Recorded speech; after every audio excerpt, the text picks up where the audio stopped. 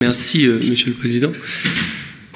Il n'y a aucun éleveur, mais globalement aucun agriculteur qui est pour les subventions. Il n'y a aucun éleveur qui est pour la prime à la vache allaitante. Pourquoi elle existe, cette prime à la vache allaitante? Dans notre pays, le marché de la viande est à moitié régulé. Le prix à l'éleveur est gelé. Le prix de la viande qu'on achète à l'éleveur, elle est gelée par le système de l'OCEF. La marge de l'OCEF est gelée et le prix, par contre, au boucher, lui, est libre. D'accord? C'est un peu le même phénomène qu'Enercal. Quand les politiques ont la main sur un prix, c'est compliqué, c'est ce que je disais l'autre jour, de l'augmenter régulièrement pour suivre les coûts de production qui augmentent. Parce que le revenu, quand on gèle un prix, il n'est pas maintenu, il diminue, puisque au fur et à mesure du temps, les coûts augmentent. D'accord?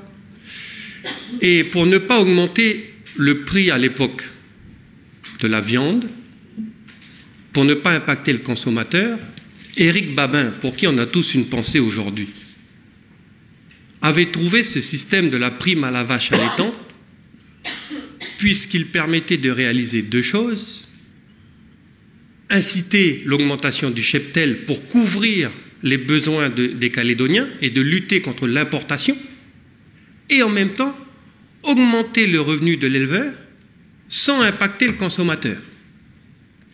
Du moins en affichage, parce qu'on sait qu'ensuite ce revenu, c'est finalement le consommateur qui le paye avec les taxes. Donc, aujourd'hui, on a une contrainte budgétaire. On n'a plus les moyens d'assumer une dépense publique, de subventionner un système économique pour ne pas impacter le consommateur. Ok, très bien. Et certainement que M. Digoué, en discussion avec M. Slamet, n'a pas le choix de faire ce qu'il fait. Là où il y a un problème, Monsieur le Président, c'est qu'il faut être juste envers les Calédoniens, envers les broussards et envers les éleveurs, qui ont un prix gelé. Si on diminue la prime à la vache allaitante, parce qu'on n'a plus les moyens, augmentant de manière concomitante et simultanée le prix réel d'achat de la viande, parce que ce n'est pas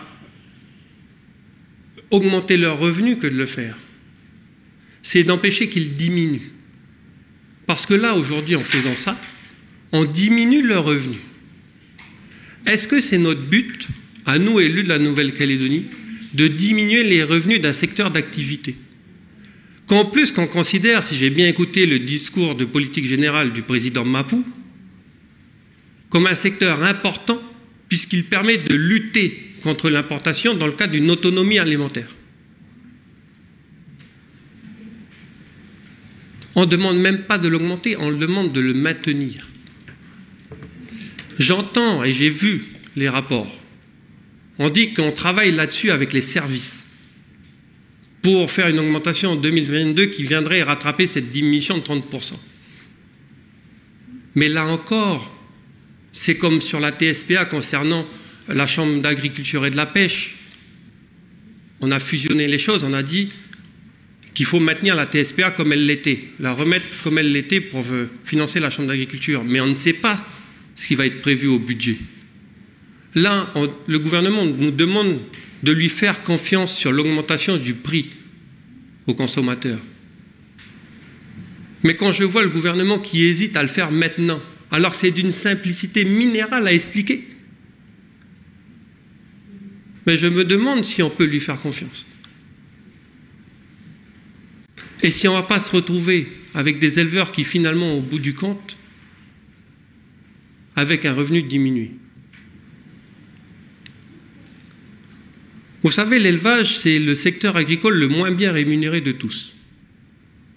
M. Digoué pourra retrouver les études auprès de l'agence rurale. Le secteur de l'élevage, c'est celui qui rapporte le moins. parce qu'il faut énormément d'hectares, et tout le monde n'a pas la chance d'avoir énormément d'hectares, pour avoir un revenu décent avec ce prix qui est gelé. Donc c'est très compliqué de gagner sa vie quand on fait de l'élevage. Il ne faut pas mélanger toutes les filières agricoles. Et là, on vient taper la filière la plus faible, finalement, en termes de productivité économique. Je pense sincèrement que c'est une erreur, Monsieur le Président. Je pense que c'est une erreur parce que rien n'empêche aujourd'hui de faire les choses à l'envers, c'est-à-dire à l'endroit. C'est-à-dire, M. Digoué, il augmente de 27 francs, de 30 francs, de 40 francs le prix d'achat au CEF à l'éleveur. Il le répercute dans le système et tout de suite, il diminue d'autant la prime à la vache allaitante. C'est simple. Pourquoi ne pas le faire? Si on n'a pas peur d'augmenter le tarif de l'électricité pour Énarcal, pourquoi on a peur de ne pas augmenter le tarif de la viande pour sauver les éleveurs? Voilà. Donc j'aimerais bien qu'on m'explique ce cheminement, même si j'ai vu qu'il était dans le rapport, mais je tiens à dire que vaut mieux un sûr que deux tu l'auras. Et on aura l'augmentation du prix à l'éleveur en 2022, j'attends de voir. On n'en est pas convaincu. La seule chose dont on est sûr aujourd'hui, c'est qu'on va diminuer le revenu de la profession agricole la moins bien rémunérée.